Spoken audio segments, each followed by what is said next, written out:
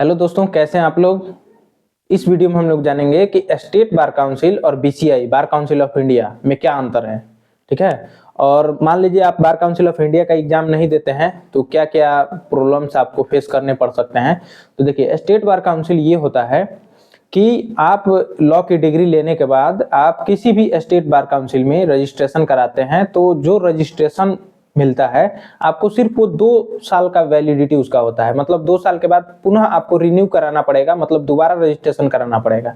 ठीक है। तो इससे ये होता है कि आपको बार बार रजिस्ट्रेशन कराने के लिए जाना पड़ता है। ठीक है। लेकिन अगर बार काउंसिल ऑफ इंडिया अगर आप एक बार क्वालिफाई कर लेते हैं तो आपको वो परमानेंट भारत के किसी भी स्टेट में या किसी भी कोर्ट में प्रैक्टिस करने का आपको मौका मिलता है। ठीक है। और जैसे आप बार काउंसिल ऑफ इंडिया का एग्जाम देंगे तो एक सीओपी नंबर मिलेगा, मतलब सीओपी नंबर मिलता है जो आपको पुनः जो आप रजिस्ट्रेशन किसी भी बार काउंसिल में कराए हैं किसी भी स्टेट में, तो वहां पे सीओपी नंबर देकर वेरीफाई कराना पड़ता है कि मतलब आप एक बार अगर बीसीआई का जो भी एग्जाम कंडक्ट करवाता है bar council of India qualify कर जाते हैं तो आपको दोबारा रजिस्ट्रेशन कराने की जरूरत नहीं पड़ती है। ठीक है।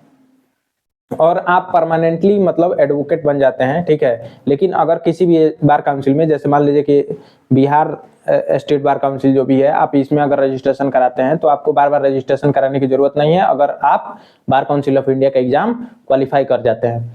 अब जैसे ये होता है कि स्टेट बार काउंसिल ये होता है कि सिर्फ उसी स्टेट को रेगुलेट करता है, उस स्टेट के सभी एडवोकेट को रेगुलेट करता है। लेकिन बार काउंसिल ऑफ इंडिया जो है वो पूरे भारत भर में जितने भी बार काउंसिल ऑफ स्टेट हैं, मतलब हर स्टेट के बार काउंसिल को रेगुलेट करता है और सारी यूनिवर्सिटियां जितनी भी यूनिवर्सिटियां हैं उसके लिए वो रूल बनाता है और उसके सिलेबस को जो है तय करता है। ठीक है। तो मतलब अगर आप बार काउंसिल ऑफ इंडिया के एग्जाम निकाल लेते हैं तो इवन आप सुप्रीम कोर्ट में भी प्रैक्टिस कर सकते हैं। हालांकि उसमें भी एक अलग एग्जाम होता है। ठीक है। उसके बारे में हम दूसरे वीडियो में जिक्र करेंगे।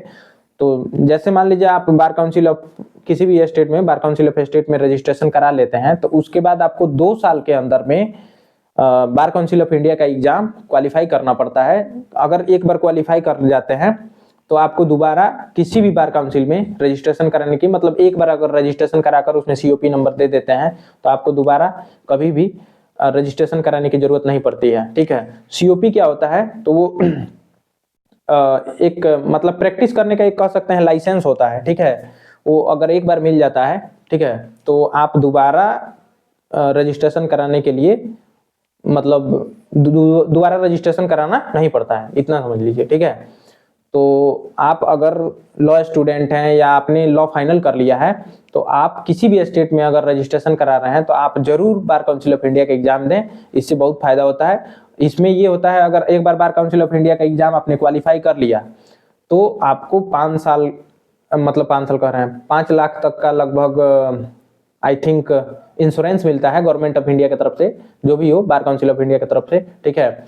और आपको भारत के किसी भी स्टेट में प्रैक्टिस करने का किसी भी कोर्ट में आपको अलाउ कर दिया जाता है। लेकिन अगर सिर्फ एक स्टेट में आप रजिस्ट्रेशन सिर्फ कराते हैं तो आप उसी स्टेट में, सिर्फ उसी स्टेट में प्रैक्टिस कर सकते हैं, न कि आप दूसरे किसी स्टेट में जाके प्रैक्टिस करेंगे। ठीक है। लेकिन अगर आप बार काउंसिल ऑफ इंडिया के एग्जाम निकाल लेते हैं, क्वालिफाई कर लेते हैं, तो आप किसी भी स्टेट में प्रैक्टिस करने के लिए योग्य हो जाते हैं। ठीक है।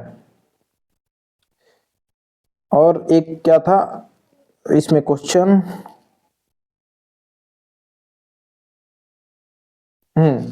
अब बार काउंसिल ऑफ इंडिया ने ऑनलाइन भी अपना सीओपी नंबर जारी करना शुरू कर दिया है। मतलब उसका सर्टिफिकेट ऑफ प्रैक्टिस जो होता है, मतलब डिजी लॉकर पे, जैसे आपने बार काउंसिल ऑफ इंडिया का एग्जाम क्वालिफाई किया तो वो डिजी लॉकर पे भी आ जाएगा।